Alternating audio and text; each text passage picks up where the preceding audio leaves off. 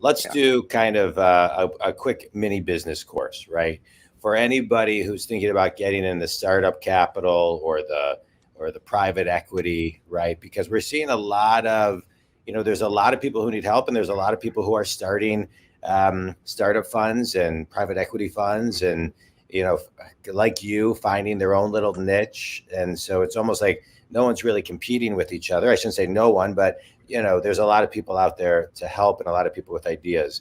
So for somebody who wanted to do that, what are 3 things that they need to be thinking about? Number 1. Are you referring to people trying to get into like startup angel investing, or people building businesses? People getting into angel investing, starting a private, like you, like doing what you do. Oh yeah. Right? So like, it's like a mini business course on doing what you do. What are 3 things that people need to be, fundamentally thinking about start an angel fund, a startup fund, a private equity fund? Yep. Yeah. The word you hear the most from venture capitalists is like, I'm just trying to be useful. Yeah. So to give you something more tangible, like I try and meet with 2 CEOs each week. And I think anyone that is trying to do some version of this, whether full-time or kind of side hustle, would be very well advised. You'd be so surprised who will take a meeting with you if you're just trying to offer a unique perspective. So step 1 is like meeting volume and expanding your network is so key to all of this, because like you can't help who you don't know. Yeah. Certainly at an advisory or equity investment level. So Yeah. that's step 1, is just doing the hard work of trying to have at least 2 to 5 meetings per week. Some of the best investors, like I was listening to Trey Stevens, who's someone I really admire at Founders Fund.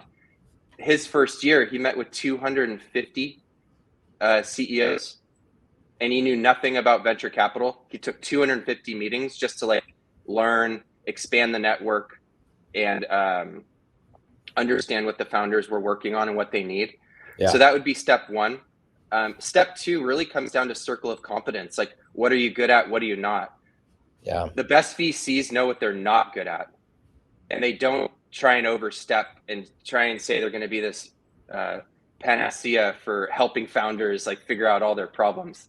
So like functionally, like what am I really good at? I'm really good at go-to-market stuff, retaining customers, unit economics, building global support programs. I'm good at that stuff, but I'm not good at tough engineering problems. I'm not good at product design. I'm not good at like a long list of things that's not go-to-market and focus on customer success. So I try and be really upfront with that and see what the founder needs. So for folks that might be thinking about doing this, being really clear about where your circle of competence ends can be really refreshing when you're talking to a founder, because then hey, I don't actually, this is way out of my strike zone, but I could connect you to this person who runs engineering at Databricks. Maybe that would be valuable. And then that you can kind of define your own competence versus the skills of your network. Yeah, I love that. What about number 3? 3 is content. This is something where I think you're particularly good at it, with like books and podcasts. Like content is super scalable, right? And I think the best folks are like you, and they're thinking like, what content can I create that would be helpful to not just one person, but like potentially thousands? Yeah. What I did is I was talking to all these CEOs, and I'm kind of a book nerd. And so the answer to number 3 is content. But just to give you a tangible example, I love to read. Founders often don't have as much time to read as they'd like. So I would be like, so what's a book you would love to read? Oh, I was really trying to read a book on strategy that's been recommended to me. So I would read that book, and then I'd give them an 8-page summary of that book. I try and give them like 80% of the value and 5% of the reading time.